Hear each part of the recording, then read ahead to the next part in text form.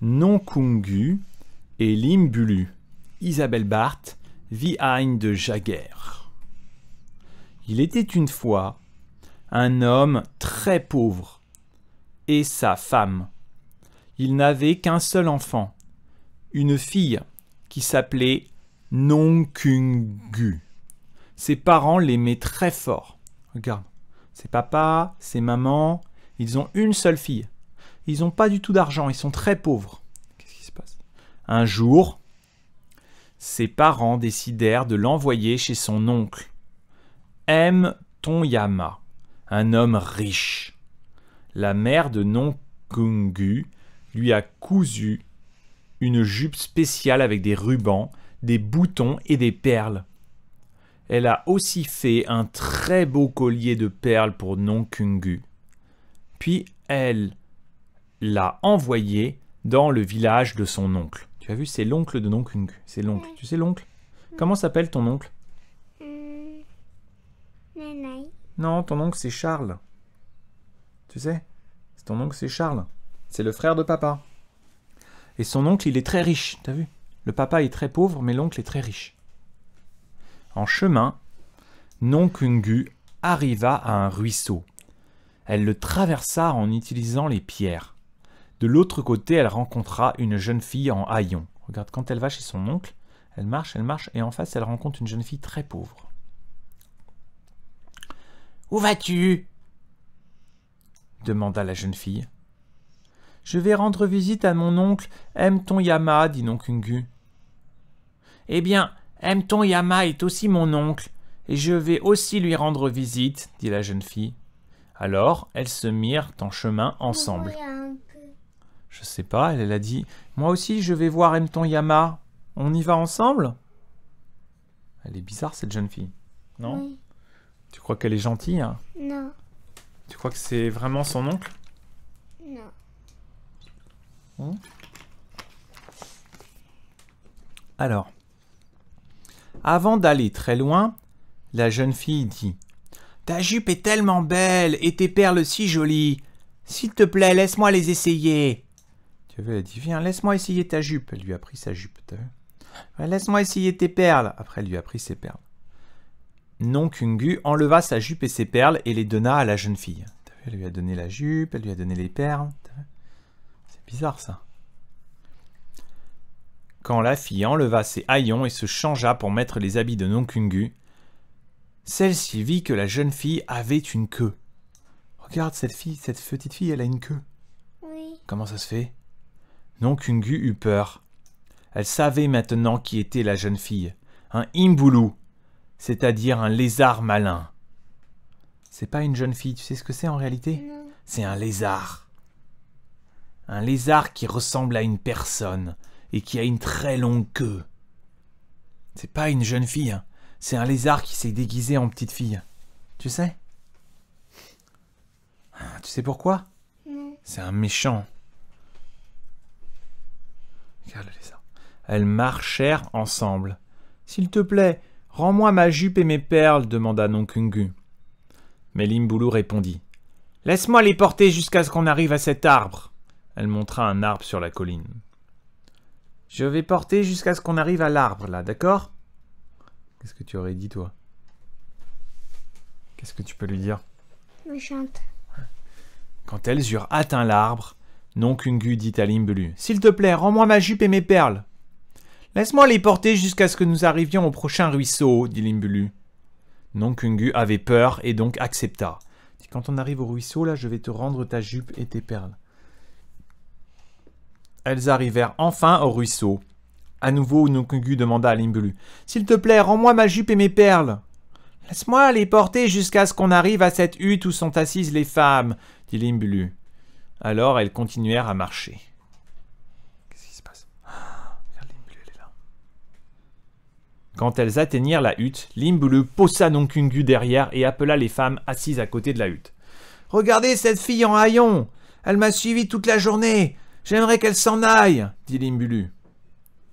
T'as vu, elle a dit « Regardez elle, c'est une méchante! C'est une méchante! Faites-la partir !» Nonkungu était si honteuse et avait si peur qu'elle courut se cacher dans le kraal, derrière. Elle allait se cacher ici. T'as vu? Elle se cache derrière la palissade. C'est son moment. Quoi? C'est son moment. Non, c'est pas, c'est des femmes qui sont là, qui sont assises devant. Et elle a dit... Pourquoi il n'y a pas de queue, lui? Non, mais c'est pas sa maman.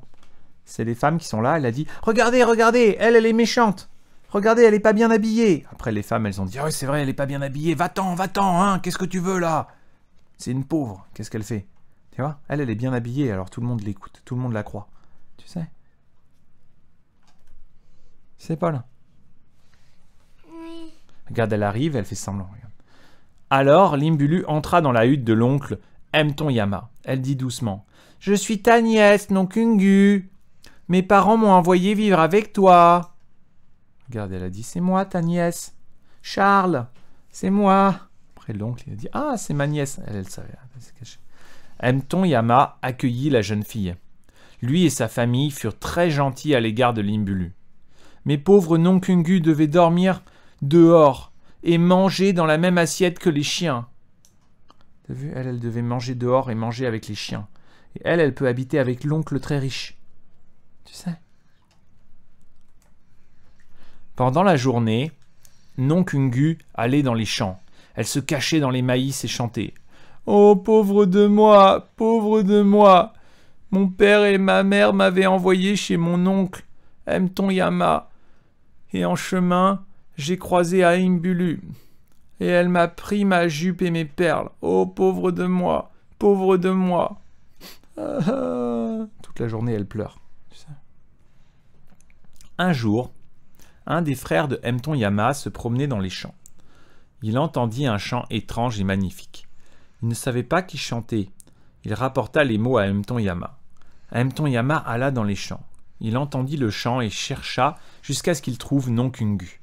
Il arrive, il a trouvé Nonkungu. Nonkungu lui raconta ce qui s'était passé, comment Limbulu lui avait pris ses beaux habits. Mton-Yama l'emmena chez lui et la cacha dans sa cabane.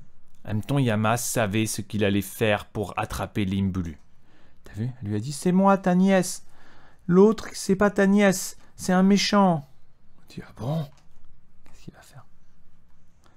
Mton-Yama avait entendu que la queue de Limbulu adore le lait et qu'il ne peut pas passer à côté de lait sans en boire. Il ordonna donc à ses hommes de creuser un fossé profond, de le remplir de lait caillé. T'as vu, il a mis du lait là. Tu sais pourquoi il a mis plein de lait? Parce qu'il sait que le méchant, il aime bien boire le lait avec sa queue. Puis il appela toutes les filles du village pour qu'elles prennent part à une compétition de saut. T'as vu, les filles, elles doivent sauter comme ça au-dessus du trou. Et là, dans le trou, tu sais ce qu'il y a? Il y a du lait. Regarde, lui, il arrive avec sa queue là. Limbulu était inquiet. Elle ne voulait pas sauter au-dessus du fossé. Elle savait que sa queue aurait soif et voudrait boire du lait caillé. Donc elle alla dans la hutte et attacha sa queue contre son corps, aussi fort que possible. Puis elle prit place avec les autres filles. Elle a mis la queue là contre son corps. Et puis après elle est allée. Ah! Les filles sautèrent, l'une après l'autre au-dessus du fossé. Enfin, ce fut le tour de Limbulu. Elle essaya de sauter très haut, mais sa queue se détacha. La queue de Limbulu la tira vers le bas, de plus en plus bas, dans le lait caillé. Je veux boire, moi je veux boire. T'as vu, il veut boire le lait.